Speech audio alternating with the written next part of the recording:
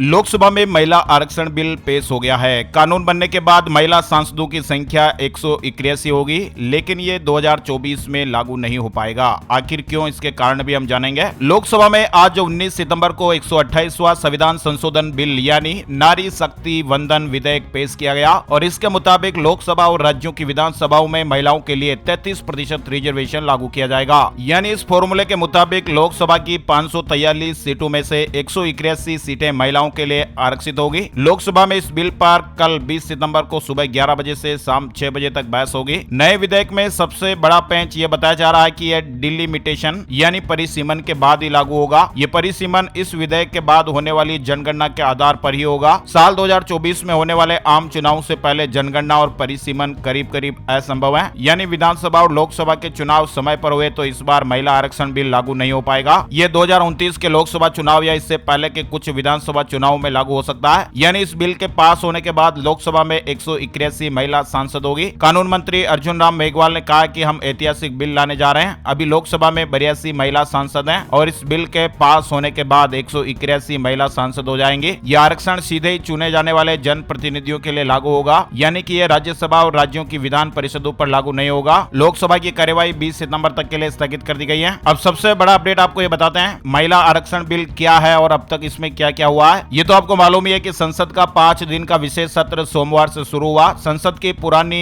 इमारत में शुरू हुआ ये सत्र संसद की नई इमारत में खत्म होगा। सोमवार शाम को केंद्रीय कैबिनेट की बैठक भी हुई। मीडिया रिपोर्ट के मुताबिक मोदी कैबिनेट ने महिला आरक्षण बिल को मंजूरी दे दी। ये बिल पिछले 27 साल से अटका हुआ है। कैबिनेट का फैसला सार्वजनिक तो नहीं हुआ है, लेकिन केंद्रीय मंत्री प्रहलाद सिंह पटेल ने ट्वीट करके इसकी जानकारी दी। हालांकि बाद में उन्होंने अपना ट्वीट डिलीट कर दिया और इसके बाद फिर इस बात की चर्चाएं भी तेज हो गई कि सरकार विशेष सत्र में महिला आरक्षण बिल पेश कर सकती है। और अब अपडेट आप देख ही पा रहे हैं कि लोकसभा में महिला आरक्षण बिल पेश हो चुका है। महिला आरक्षण बिल सोमवार को लोकसभा में भी चर्चा में रहा। प्रधानमंत्री नरेंद्र मोदी ने पुराने संसद भवन में अपने अंतिम भाषण में कहा कि दोनों सदनों में अब तक 7,500 से अधिक जनप्रतिनिधियों ने काम किया है, जबकि महिला प्रतिनिधियों की संख्या करीब 600 रही है। उन्होंने कहा कि महिलाओं के योगदान ने सदन की गरिमा बढ़ाने में मदद की है। दरअसल महिला आरक्षण बिल जो है वो साल 1996 से ही अधर में लटका हुआ है। उस समय HD देवगौड़ा सरकार ने 12 सितंबर 1996 को इस बिल को संसद में पेश किया था, लेकिन पारित नहीं हो सका था। बिल में संसद और राज्यों की विधानसभाओं में महिलाओं के लिए 33% आरक्षण का प्रस्ताव था। तो फिलहाल दोस्तों ताजा अपडेट यही आ रहा है, लोकसभा में महिला आरक्षण बिल पेश हो गया है। कानून बनने के बाद महिला सांसदों की संख्या 181 हो जाएगी। लोकसभा में 19 सितंबर 2023 को 128वां संविधान संशोधन बिल यानी नारी शक्ति वंदन विधेयक पेश किया गया है और इसके मुताबिक लोकसभा और राज्यों की विधानसभाओं में महिलाओं के लिए 33% रिजर्वेशन लागू किया जाएगा।